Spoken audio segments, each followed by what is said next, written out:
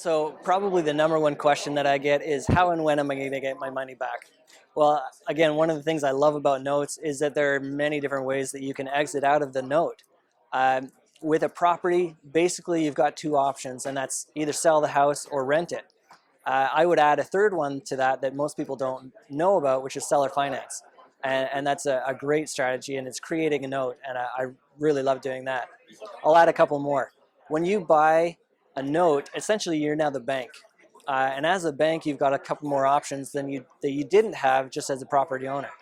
I'll start with one of the ones that's most basic and the one that probably most people know about, which is foreclosure.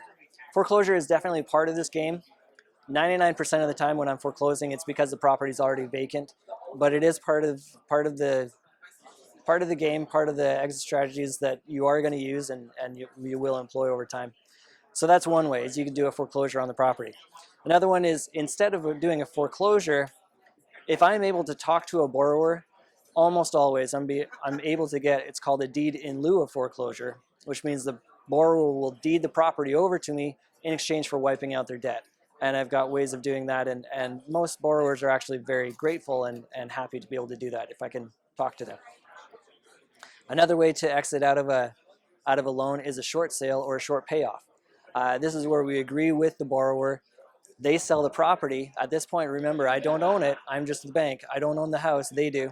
So they sell the property. Whatever they sell it for becomes my payoff. And that's an agreement that we've come to, and that works out quite well. If they have maybe another way to raise some capital where they can pay me out at a discounted rate, maybe not the total amount that they owe me, but a discounted rate, then I'm more than willing to work with them on that as well. And last but not least, there's a loan modification.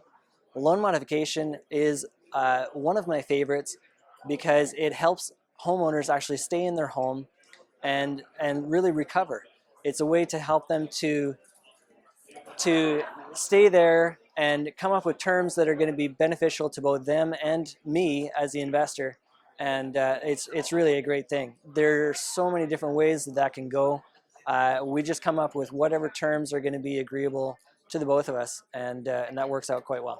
But those are different exit strategies that you sure don't have available to you as a property owner, and it's one of the things I love about notes.